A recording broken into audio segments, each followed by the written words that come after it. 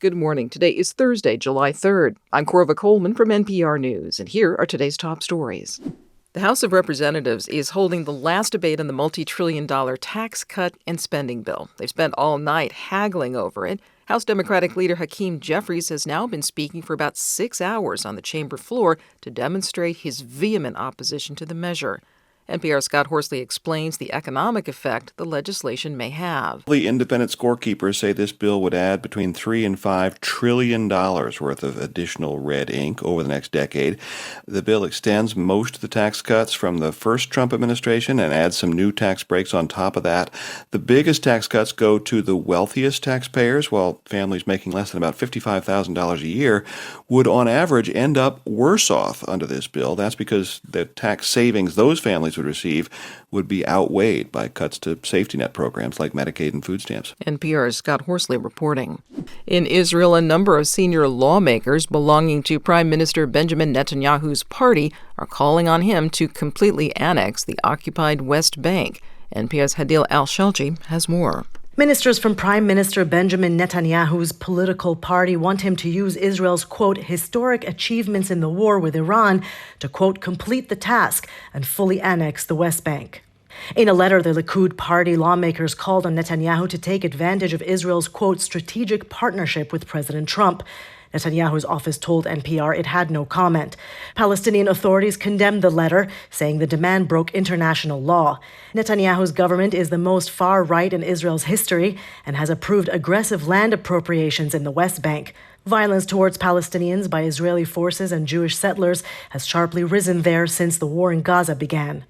Hadil Al-Shalchi, NPR News, Tel Aviv.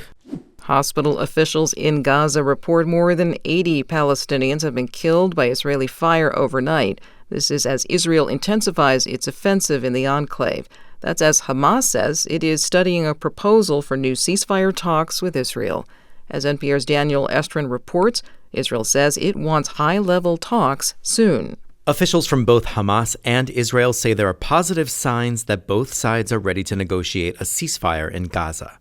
Israel's foreign minister said Israel wants talks as soon as possible.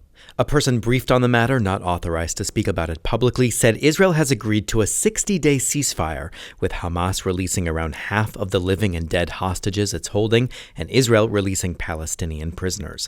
There would also be U.S. guarantees that during the ceasefire, the sides would discuss a final end to the war. It could take weeks of talks before a ceasefire begins. In the meantime, Israel's military is intensifying deadly strikes in Gaza. Daniel Estrin, NPR News, Tel Aviv. The Agriculture Department says the food corporation Kraft Heinz is issuing a recall. This is for more than 350,000 pounds of vacuum-packed, fully cooked turkey bacon products. The announcement says there's concern the meat could be affected with the dangerous bacteria Listeria. The Agriculture Department says there have been no confirmed reports of, quote, adverse reactions. The judge overseeing the federal criminal trial of Sean Diddy Combs has denied him bail. The judge says the hip-hop mogul has displayed a years-long pattern of violence. NPR's Anastasia Tsiolkas reports from New York. At a hearing hours after the verdict was read in Manhattan, Judge Arun Subramanian denied Sean Combs' request to await his sentencing from the comforts of his home. Per AP, the judge said Combs had not demonstrated a, quote, lack of danger to any person or the community.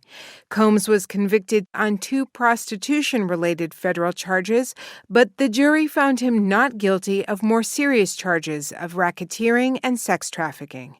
Combs faces a maximum of 10 years in prison for each of the 2 prostitution-related counts. Anastasia Tsiolkas, NPR News, New York. Sean Combs' sentencing date in federal court is now tentatively set for October 3rd. Canned food giant Del Monte has filed for bankruptcy protection.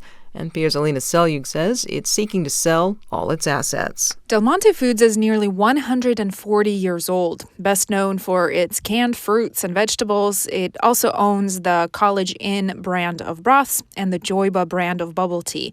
The firm's filings show its debt is between $1 and $10 billion, and the company has reached a deal with its debt holders to pursue a sale of the business. Del Monte in recent years has seen a dip in demand as shoppers choose fresher options or NPR reach more often for cheaper store brand labels. The company has closed plants and warehouses as costs have increased. Del Monte CEO in a statement did not call out tariffs, but cited, quote, challenges intensified by a dynamic macroeconomic environment. Alina Seluch, NPR News.